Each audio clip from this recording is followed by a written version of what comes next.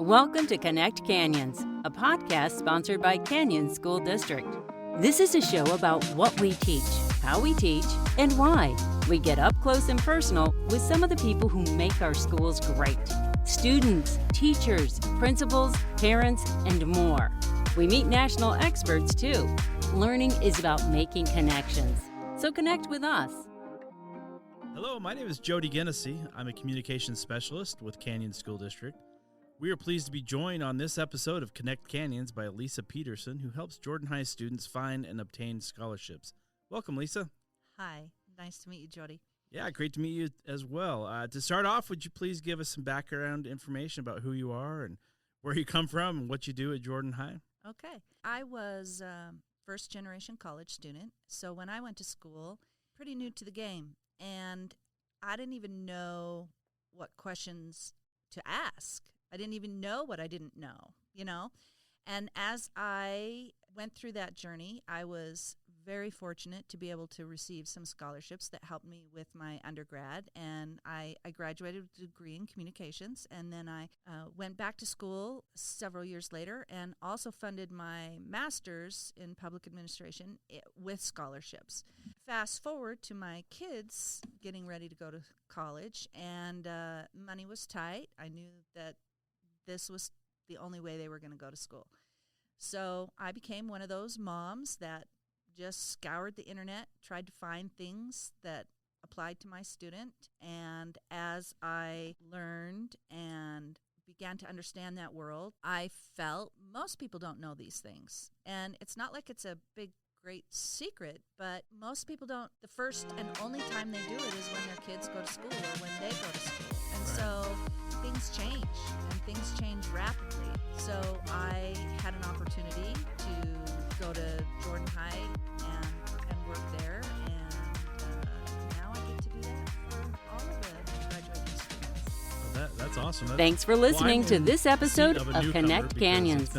Connect with us on Twitter, Facebook, or Instagram at Canyons District, or on our website, canyonsdistrict.org. Now I have a senior in high school, and I honestly don't know exactly where to turn to and what to do. So I'm excited to learn from you and try to help him out a little bit more and have 3 more kids after him. So I think this is a great topic, and I'm super excited that you offered to join us. So yeah, let's just dig in. And I know many students and parents are kind of in my same situation where they don't know exactly where to start looking or who to turn to. What can you say to them to help them or us as we begin this journey? Sure. I think the number one thing is a lot of people feel that it's scary and it's very involved. And yes, doing scholarships takes effort, but it does get easier and easier each time that you do it, because you build a portfolio of all the information that you need. And as you start to familiarize yourself with what is available for your student and also what their interests are, there's a yellow brick road, so to speak, that you can start to follow. And just brick by brick, just go down that road. And I think the main thing I want to say to parents and students is don't be afraid. It's no harder than any of the subjects of school that you are currently in. They should just look at it as another class, another homework assignment, and I think it's very doable, very doable. Every little bit helps. The cost of tuition is going up so much, but there are lots of resources out there, and we'll talk about those in a minute, and lots of things that you can do to prepare your student and to be prepared as a parent. Yeah, speaking of prepared, you mentioned portfolio. Could you expound on what exactly portfolio entails? So I like to talk about a scholarship portfolio with students and parents as their kind of ace in the hole. If they have a portfolio that talks about all of the service or extracurricular clubs or other types of experiences that they've had as a student, generally from 9th through 12th grade, and they have that all in a generalized location. It can be on your computer, it can be whatever. That's only going to save them time and allow them to be prepared as scholarships come up, because scholarship applications are generally looking for the same types of information. Another thing that you would want to put in your portfolio is a copy of your students' transcripts. Some Applications require an official transcript, and those would be sent generally from Parchment, which is the district contracts with Parchment to send those official transcripts. But you can also order an unofficial transcript from Parchment that will come to your student's email that you can download and then save and use those again and again as you apply for scholarships. So if you get all of those things and then a few other things in the portfolio, one other thing that you would want is some essays. So most scholarships that are worth their salt are going to require essays, and those essays are usually very common prompts, some hardship or obstacle that you've overcome, leadership or service experience that you have, and what are your goals and plans for the future. I think actually the third essay is probably the hardest. But if you just write those essays out and you take your time with them, have the parents have another set of eyes, make sure that the student is explaining things in a way that is understandable to somebody who is not familiar with the school or the situation. So don't use acronyms. Even if you're in FBLA, say, I was the president of Future Business Leaders of America, and then you can put FBLA in there. You want to think that some 90-year-old guy from New York is reading your application and he might not know anything about you. So you want to be very descriptive. And then finally, letters of recommendation. A lot of applications are going to require letters of recommendation, and so I recommend that students at the end of their junior year or the beginning of their senior year start working on getting those letters of recommendation, because then if an application requires them, you already have them. Sometimes we don't get information on scholarships until it's almost time to apply, and that is kind of a variety of factors. Sometimes it has to go to the district, then the district sends it to the principals, then the principal sends it to the counselors, and then the counselors send it to me, or sometimes it's a new scholarship. And if you already have that information, all of these things in your portfolio, you are ready to go no matter what. And the one thing I like to recommend for letters of recommendation, usually they'll ask for one or two from the school, sometimes one from a community member. What makes the best letter? Time. Students need to give the teachers and community members enough time to write a good letter. So that's why you want to get those together, have them in your portfolio, and you're good to go. Then you have all the information you need, and really it just gets easier and easier as you go down that yellow brick road. You mentioned the end of your junior year, beginning of your senior year. It kind of made me wonder, when is the best time to apply for scholarships and to start that process? Yeah, that's a very good question. A lot of ninth graders are very excited to start, and they just, they want to do all this. And there are scholarships that are available for ninth graders, but they are few and far between. And I would say they are more like contests, draw the bookmark, write an essay about the zombie apocalypse, which is a scholarship that is open right now. But they're not, it's due on Halloween, by the way. That's awesome. They will choose a winner, but they're not asking you for any grades or any information about you or hardships. So I would say, like I said, it's more of a contest. And as you progress through high school, those opportunities for true scholarships will kind of become more available to you. And of course, by the time you're a senior, there's many, many scholarships. And so I would say to all seniors, what is the best time to apply for a scholarship? Right now. College application week just finished for Canyon School District, or we're working on it right now through October. And as soon as you apply for your colleges, then you should start looking at all of the scholarships that are available to those schools that you applied for, and then also branch out to other scholarships, in the community and nationally. Sometimes when people think about scholarships, they think, okay, the star athlete's going to get a scholarship to go to BYU or Utah. The student body officer is going to get a scholarship to Harvard or some Ivy League school. How many scholarships are there? Because from what I'm gathering from what you're talking about, there's a zombie apocalypse scholarship. Sounds like there's more than we might imagine. Yes, there are so many different scholarships available, and I always tell students and parents to just keep looking till you find the piece of the puzzle that you fit. There are scholarships if you are tall. There are scholarships if you are short. There are scholarships if you have red hair. There are scholarships if you are Italian American.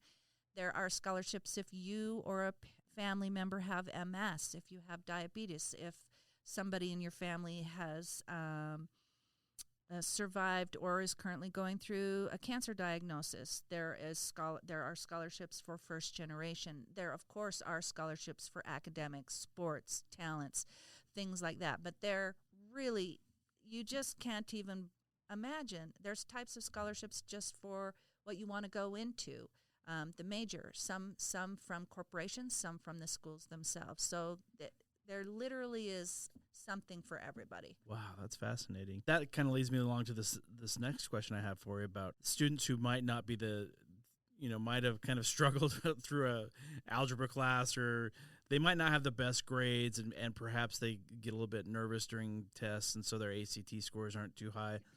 What is your advice, and what would you say to them?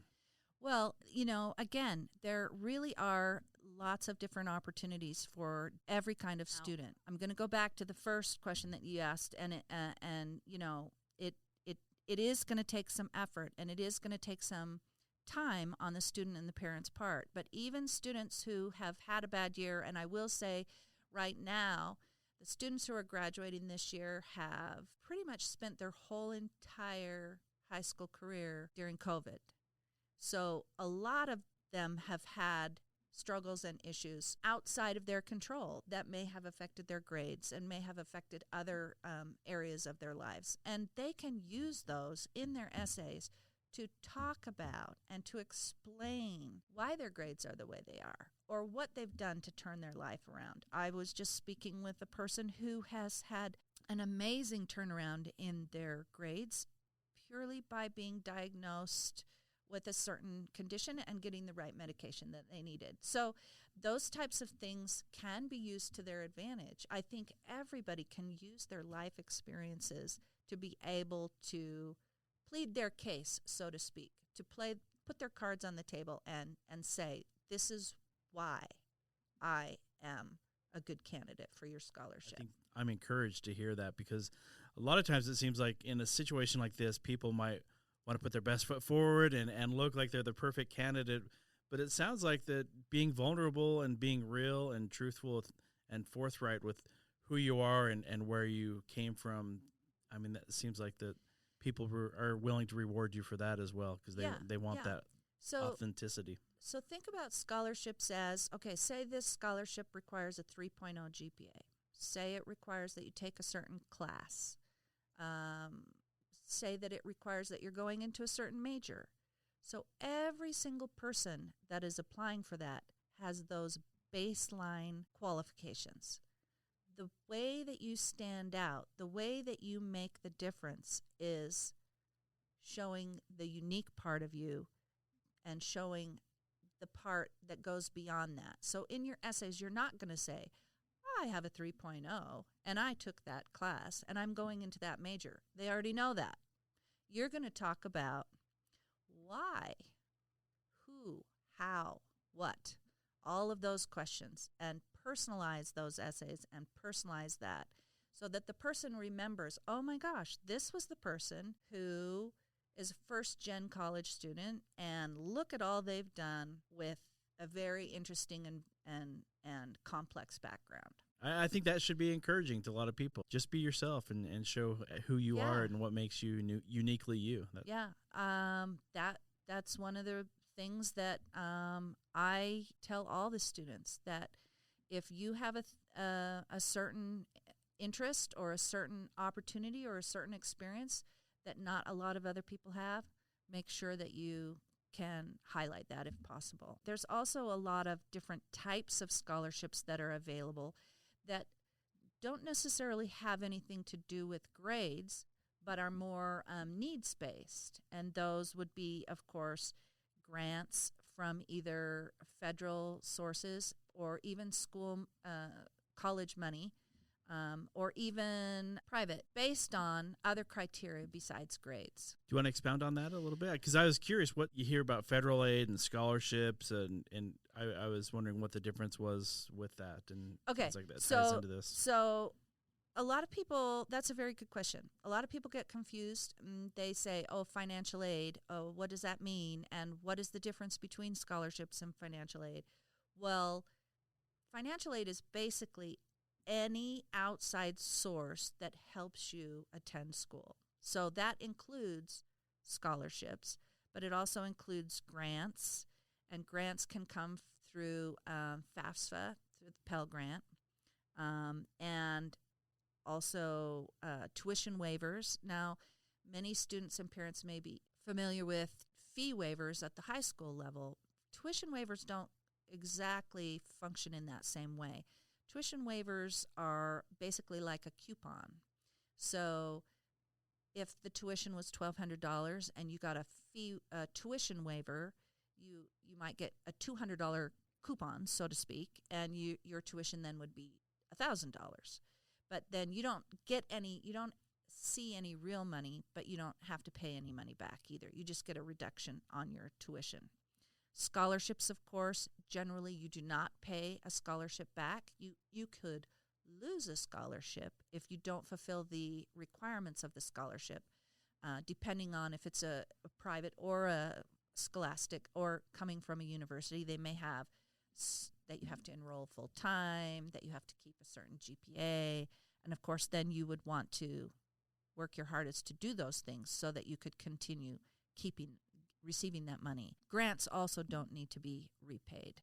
Could you explain what FAFSA stands for and why that's important for students to know about and what it is? Yeah, sure. FAFSA stands for the Free Application for Federal Student Aid. And that name is important, but what's more important is that you fill it out.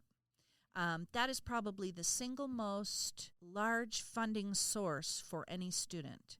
Now, a lot of people will say, oh, I know I'm not going to qualify for the FAFSA, so I'm not even going to bother to fill it out. And I would say to those parents particularly, do it anyway. More and more scholarships are requiring the FAFSA to be filled out in order to even be eligible to apply for their scholarships. Interesting. Yeah, and even some merit scholarships, which merit means purely by things that you have done, your achievements. Usually they're talking about academics. So even if it's not a needs-based scholarship, and needs-based means that you do have a financial need, they're going to ask you to fill out that FAFSA. And their reasons can be different. Sometimes it's fairly obvious if it's a need-based scholarship that they want to see that you back it up with the federal form, the FAFSA form, that you do have a financial need. But sometimes the needs, you might not understand why they're requiring it, but if they ask you to do it, you really need to do it. And I think the benefits are threefold. Sometimes people, they're like, well, I don't want them to know what I make. They already know. You have submitted your taxes. The benefits are threefold. If you have more than one student, each time you fill out the FAFSA for all of those students, you have a better chance. Another time is, even though you fill out the FAFSA and you don't receive any money, you may receive other opportunities. One of them is the federal work study, where students can get jobs on campus that are subsidized by the government. And those jobs are usually much better jobs for a student because they work around their school schedule. They're tied to the student's university calendar, so they're much easier for them to work and still go to school. So that's another benefit that you cannot receive if you don't fill out the FAFSA. And thirdly, it is a fact of life that sometimes we do need to have student loans, and that is how you qualify for the student loans as well. And you would want to fill out the FAFSA. If you did take student loans, you would want those through the government because they are protected and from predatory lending. Is the FAFSA something the parents would fill out as the student as a senior, still in high school, or once they graduate? And where would you go to fill that out? Okay, so in our school, we are extremely lucky. We have a FAFSA specialist as well. But FAFSA.gov is where you'll go to fill out the FAFSA. Every senior needs to fill that out. And you need to say, as I was talking earlier, that you got another scholarship, and one of the requirements was that you filled out the FAFSA. That means you're going to have to fill out the FAFSA every year. A lot of people think it's one and done. That is not the case. FAFSA opened October 1st. It opens October 1st of every year. And a senior, as soon as they're applying for colleges, should also go in and apply for FAFSA. This year, I think the top limit is about $6,800 per school year that a student can qualify for FAFSA. So if you have, that doesn't guarantee that you're going to get that much, but if you have any question, fill it out. You might be surprised. And also, just because you fill it out this year and you don't receive anything, if you fill it out next year, you may receive something then, because every year they adjust those income levels, right? So a senior after October 1st should start the FAFSA on FAFSA.gov. In order to start, they actually have to get a FAFSA ID, and then one of their parents also has to have that ID in order to fill out the form. As they're filling out the form, the student fills it out. They fill it out for themselves, and then at the end, the parent fills out their information. And usually all they do is give consent, and the FAFSA goes out, picks up their tax information, and drops it in, and then it will tell you what your estimated family contribution is. And the lower that number, the higher the chance for you to receive FAFSA. And it will tell you what you should qualify for. But you're not done. You get to put, I think, 10 different schools for free that you want that to go to. So you put on all those schools in, and then you're sending it to the schools. Now, a lot of times then the schools have, so the money comes from the federal government to the schools. And then the schools determine, they have a little bit of latitude how they disseminate it. Sometimes they get more money. Sometimes they get less money.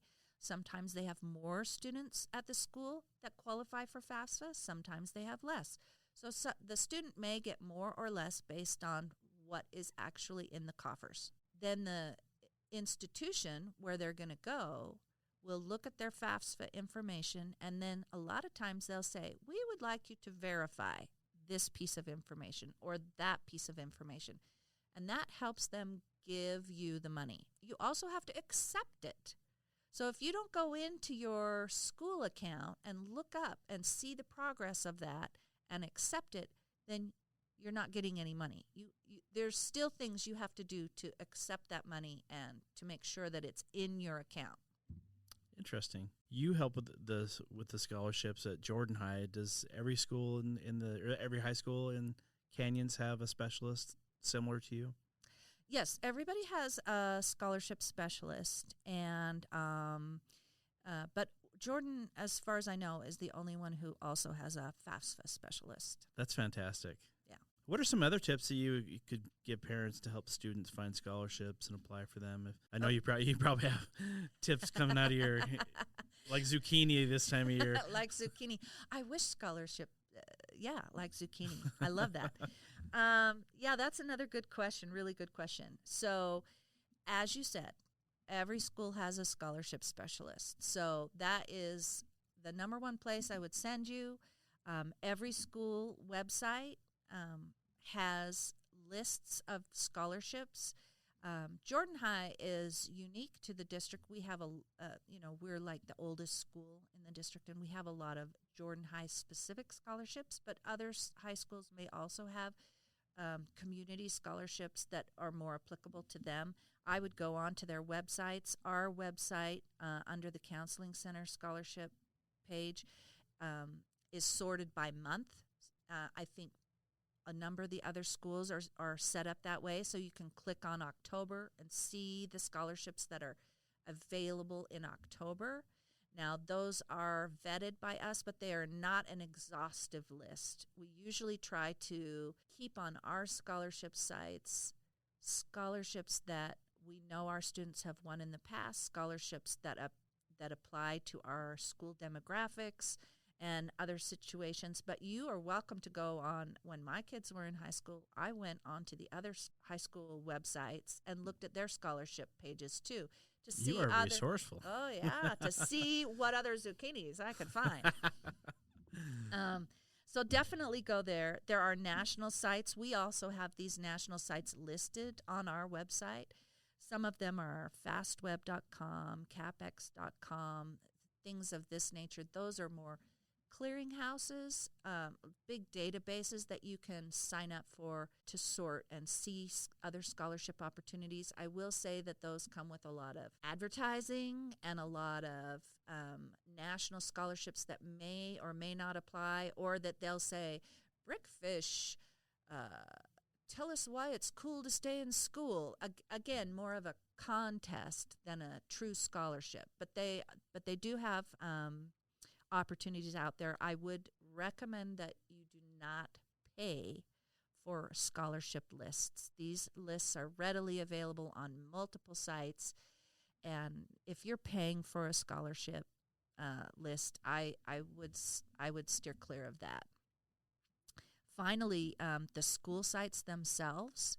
Again, we have links on our scholarship page to all of the major schools in the state of Utah that you can look at their scholarship sites and see what may be available. I know that on those school sites, they also have first-gen scholarships, hardship scholarships, leadership scholarships, talent scholarships, merit scholarships, all kinds of major, if you're going into a certain major, anybody, just as an FYI, anybody in Canyons or Jordan School District that goes to the University of Utah and applies and puts down that they are going into engineering, there's a scholarship that they are automatically entered into. Your employer, your kid's employer, McDonald's gives a scholarship, Walmart, Target, UPS, Home Depot, fraternal organizations, clubs, community things. There was a local optometrist who used to give a scholarship if you were going into a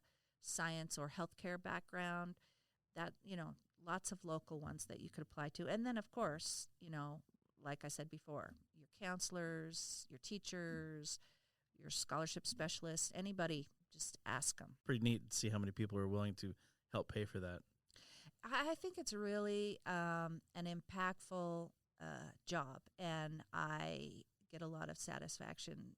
It's more about the validation that a student receives, that their plan, their goals are important, not just to them but to others, and also that they're worth something. Yeah, that's awesome. If there's one thing that you could boil down and say, hey, this is the most important thing that students and parents can do to obtain and earn scholarships, what would that be? Oh, it's really hard. It's a really hard thing that I'm going to tell you. Okay. I'm bracing myself. Start. Just start right away.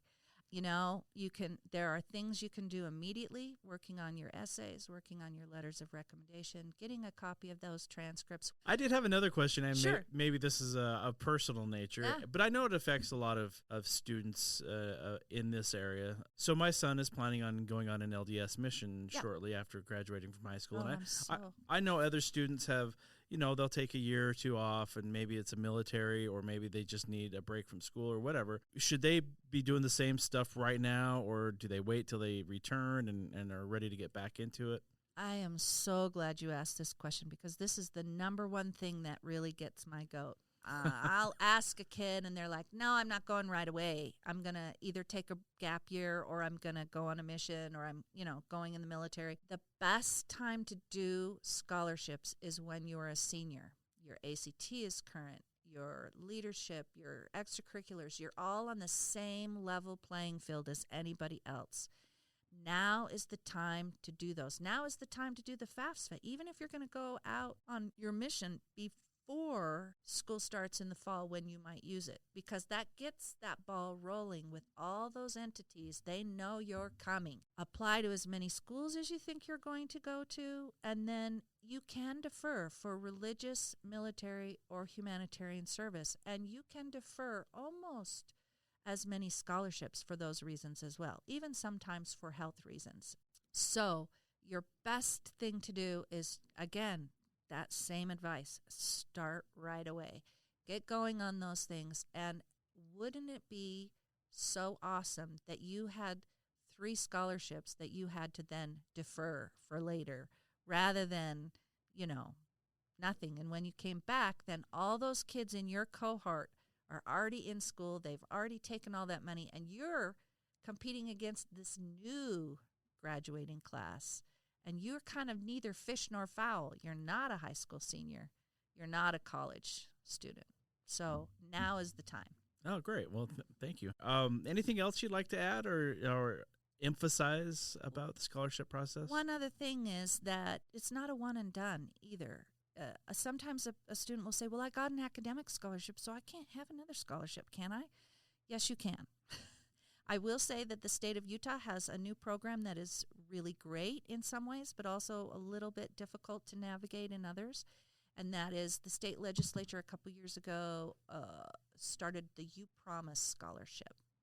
And that is if you qualify for FAFSA in any amount, but it is not enough for tuition, the state will supplement with a last dollar scholarship, meaning the difference, that gap, so that you can go to school. And it's right now it's 2 years, but some schools are going to 4 years to providing that aid. Because of that, when you get other scholarships from outside entities, that lowers that gap that you may get. That makes sense, yeah. Yeah.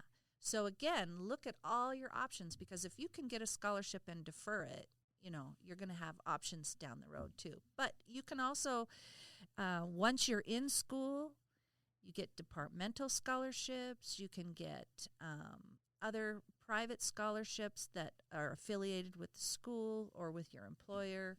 So keep filling out the FAFSA, keep filling out the scholarships. You're going to have all the information you need. You'll have that portfolio. You can just add to it over the years and keep trying. I mean, I went back to school for my master's 30 years later, and I was able to pay for about half of it with scholarships or tuition waivers, purely because I just did the research to know what I would qualify for. Wow, that's awesome. Thank you for sharing that. Did you get the zombie apocalypse No, scholarship? I never applied for the zombie apocalypse scholarship. That is my loss, I guess.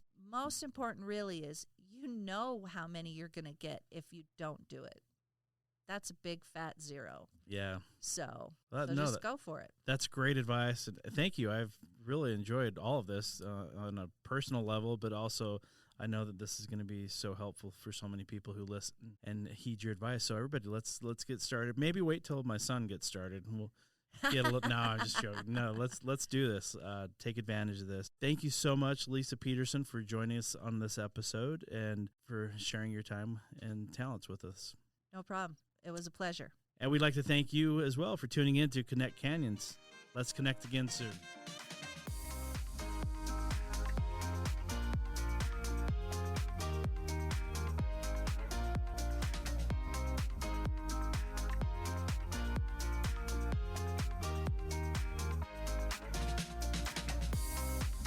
Thanks for listening to this episode of Connect Canyons. Connect with us on Twitter, Facebook, or Instagram @Canyons District, or on our website, canyonsdistrict.org.